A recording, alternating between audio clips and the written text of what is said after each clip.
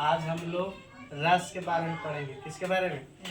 रस। तो पहला जो है आपका टॉपिक जो है रस का शाब्दिक अर्थ क्या होता है। तो रस का शाब्दिक अर्थ क्या होता है?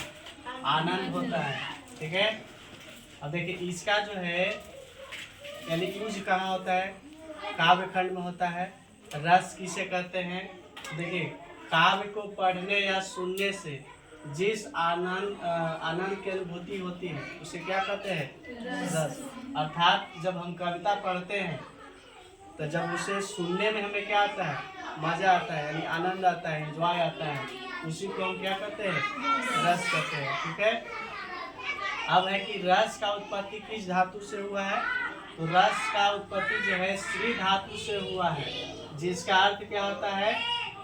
जो बहता है, अर्थात जिस भाव के रूप में हृदय से, उसी को रस कहते हैं। या अर्थात श्री जो धातु है उसका अर्थ क्या होता है? जो बहता है। ठीक है।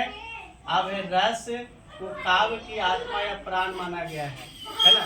कविता को जो है, जिसे हम लोग कविता बोलते हैं ना, यानी पोएट्री बोलते हैं, तो इस तरह से रस को जो है काव्य की आत्मा या प्राण माना गया है। यानी काव्य की आत्मा या प्राण किसे कहा गया है?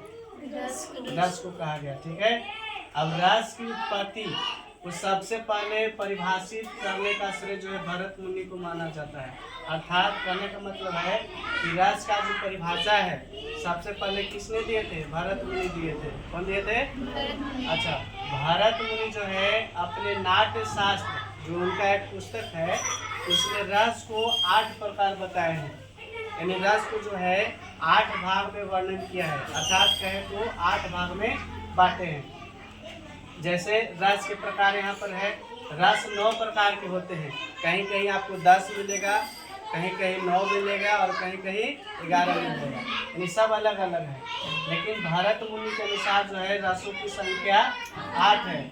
इन्होंने शांत को रस नहीं माना है, जो शांत रस है उसको नहीं माने हैं। किसके अनुसार? भरत मुनि के अनुसार, यानी शांत जो है रस, उसको ही रस नहीं माने हैं। ठीक है। तो 11 में से यानी ऐसे और भी जो है जैसे यहाँ पर बताया गया है। जैसे सूरदास के अनुसार रस की संख्या कितना है? 11 है। जैसे 9वां जो रस है उसको शांत कहा जाता है, 10वां जो रस है उसको वात्सल्य कहा जाता है और 11वां को भक्ति कहा जाता है। जैसे इसी तरह से और भी रस है, जैसे भक्ति रस हो गया, आनंद रस हो गया। ठीक है। तो हम जो है अब अगले वीडियो में इसके बारे में पढ़ेंगे। ठीक है। Thank you.